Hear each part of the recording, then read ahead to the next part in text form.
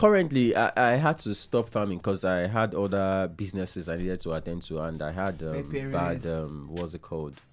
Bad Experiences staff, with and staff with and staff, yeah. So I had to turnover. stop that because I ventured into the mining sector. Oh. So that being said, then I spoke with a co-farmer, right, who is actually the CEO of CubeSeed. We shared the same pain. The pain was, why would we produce after going through stress of production?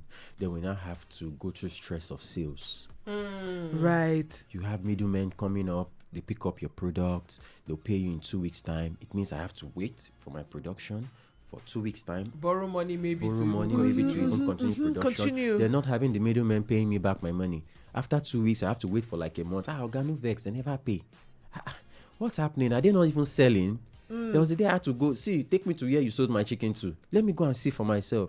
Not knowing that he has actually collected the money. And use eating it. Like, Yeah.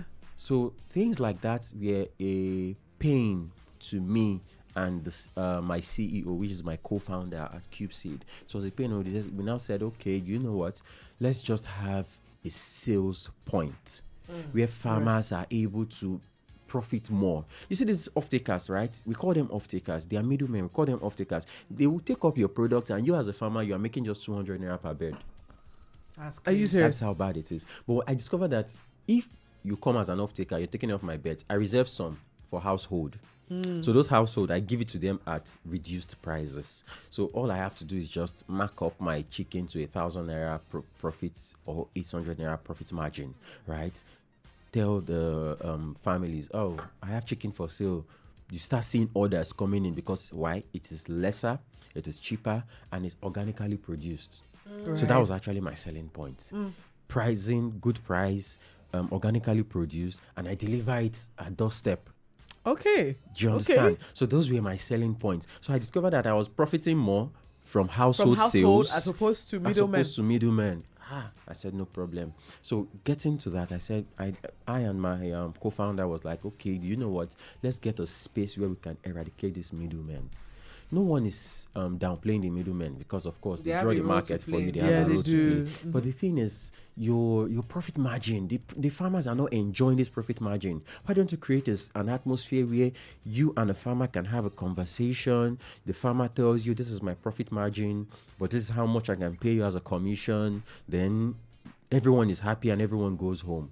Do you understand? So I and my co-founder then thought about CubeSeed Africa. So that's where CubeSeed Africa was birthed from. So again, what exactly do you do for the farmer in this? With So CubeSeed? at CubeSeed Africa, we give farmers access to markets from farmer to consumer. Now, the access to markets, you're going to just pay very little commission, from 1% to 1.5% commission on the sales. Is it just for right. chicken or food? For now, chicken is our first Priority. product. Okay. So we're actually in the protein space. So it's just a protein space completely. But for now, we are starting off with chicken because my co-founder is also a chicken producer, right? I too am also in that space. I But mean, chicken is something that we all eat, or almost all in fact, the eat. consumption Yeah. is Right? alarming. Yes, It is which is alarming. why I'm You're talking concerned about about the kind of chicken we're How many? consuming. How- Worldwide, you're looking at $3 billion Okay. worldwide. For just Looking at chicken. Just chicken. And even Nigeria, we don't even consume. Ghanaians consume more chicken than we do. Oh, I thought it You was don't say? eggs. Yes, It's I thought- eggs. statistics has shown Ghanaians consume more chicken than Nigerians do. Well, technically, if they buy it and they rear to keep their eggs, Eggs. it's Then also- it's the chicken. Yes.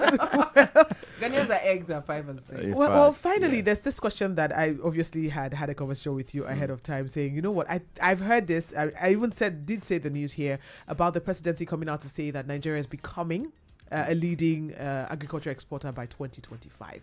What is your take on this? Well, So when you're taking a breath, should we be scared? nah, Is nah, nah. it the truth? Well, we can get there. You see, Nigeria, in the whole world, we have about, if I'm not mistaken, 56% of unused arable land.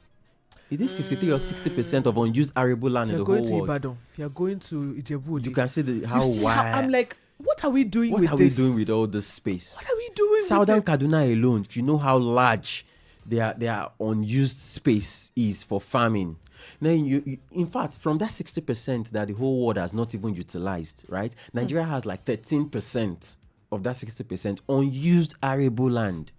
Wow. So, of course, you see, the challenge we have in Nigeria is insecurity.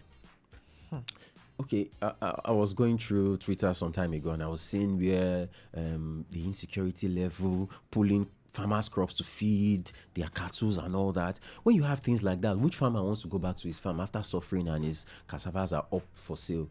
Do you understand? So the level of insecurity is the reason why we are not going to achieve what the Minister of Agriculture is putting to table. But the thing is that it is achievable if some certain factors are being taken care of.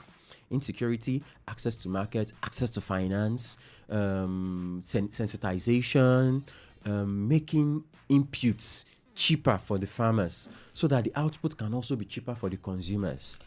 Right. So I know that we're very short on time, but before we go, 2 questions. Number 1, as households, what are the small things we can start to grow on our own?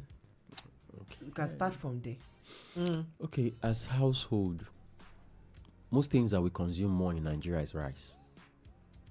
We cannot grow rice now. I didn't want to start growing rice at home. now. We do, okay, in our homes. Yeah, right? in homes. Okay, in our homes. I always prefer, whatever you are growing in your home, you have to start with pepper. Pepper, tomatoes, in your small garden. Right. So funny, Pepper in tomatoes in your small 2020, my mom had, because of COVID, we're indoors for the longest time. Everybody experienced that. And I remember my mom just waking up in the morning and saying, you know what, that my land, because she had another land side, so let's just go and farm. It's a full-blown farm now. I tell you, Solem, because, I mean, with cassava, with yam, with vegetables. So we never buy vegetables at home. Same with thing corn, happened here. with cucumber. She got seedlings from, I don't know where she got those seedlings from, my mother. You'll See, be amazed the you will market be of that cucumber. Right. Fam. Right. Let me tell you why I'm not saying too much, because my sister had a farm somewhere around Ekpe, and she tried to plant and stuff, from ugu to cucumbers.